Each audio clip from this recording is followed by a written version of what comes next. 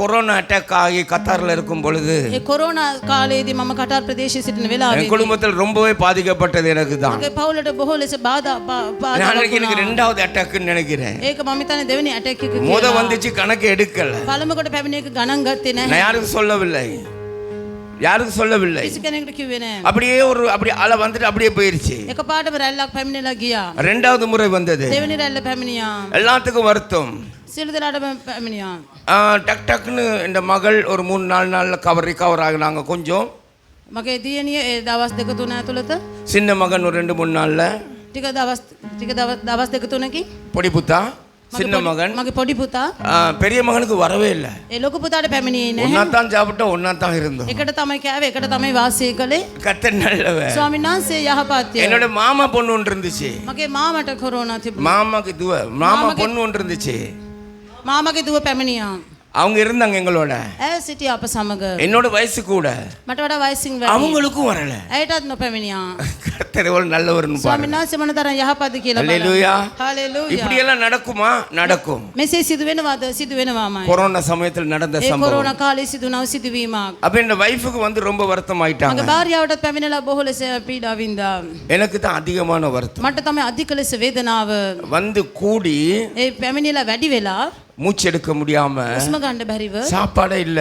කෑමක්ම எந்த නැහැ. சாப்பாடு வாயில வைக்க කිසිම இயலாது. කෑමක් කටේ තියන්නට බෑ. சாப்பாடை கண்டா நம்ம வெறியா இருக்கும் சாப்பிட. ඒ කෑම දැක්කම ආසාවක් ඇති වෙනවා කන්න. ஆனா නමුත් வாயில வச்சா அது போல அருவருப்பு வேற எதுவுமே இல்ல. කටේ තිබ්බන් ඒ තරම් පිළිකුල් වෙන කිසිම දෙයක් නැහැ. கர்த்தர் நல்லவர். ස්වාමීන් වහන්සේ යහපත්ය.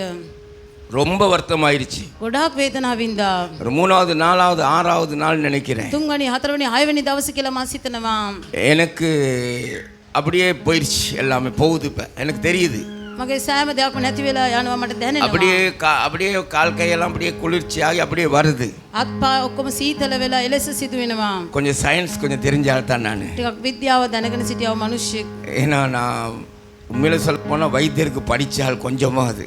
මම ටිකක් ඒ වෛද්‍ය දේවල් ගැන මම ඉගෙන ගත්තා. எங்க அப்பா ஒரு வைத்தியர்னால அவரை பின்தொடர்ந்து நானும் கொஞ்சம் படிச்சாள். මගේ පියා වෛද්‍යවරයෙක් නිසා ඌව පසුපස எனக்கு தெரியுது ஆவி என்னை விட்டு போக போகுதுன்னு. මම දැනගත්තා මගෙන් මේ හැම දෙයක්ම නැති වෙලා යන්න යනවායි ஆவி කියලා. போக போகுதுன்னு. මගේ ප්‍රාණිය නැති වෙලා යන්න යනවායි කියලා. நான் ஆண்டவர்கிட்ட மனசுள்ளுக்கு தான் தேவி வாய் திறக்க முடியாது. කට අරින්න බැරි නිසා මම හදවතින් මගේ දෙවියන් වහන්සේ සමග ஆவி ஆத்மா சரீரத்தை ஆண்டவருக்கு ஒப்பு கொடுத்தேன். ආත්මේ ප්‍රාණිය ශරීරය දෙවියන් වහන්සේට බාර කළා. ஆண்டவரே என் ஆவி ஆத்மா சரீரத்தை உங்களுக்கு தந்துடுறேன். ස්වාමිනේ මගේ ආත්මේ ශරීරය ප්‍රාණිය අපට බාර කරනවා. நான் சரியோ பிழை எனக்கு தெரியாது. මම හරිද වැරදිද දන්නේ உங்க නැහැ. நியாய தீர்ப்புல நான் பரலோகம் போகணும் நரகம் போகணும் தெரியாது. ඔබගේ විනිශ්චය දවසේදී මම ස්වර්ග රාජ්‍යයට යයිද නිරයට යයිද දන්නේ නැහැ. ஒண்ணு மட்டும் தெரியும். එකක් පමණක් நீர் என் இரட்சகர். ඔබ වහන්සේ මගේ ගැලවුම් உம் கிருபை என்னை விட்டு விலகாது. කරුණාව මගෙන් වෙනස් වෙන්නේ என்னை ஒப்பு கொடுக்கிறேன்னு ஒப்பு கொடுத்துட்டேன். මාව බාර කළා.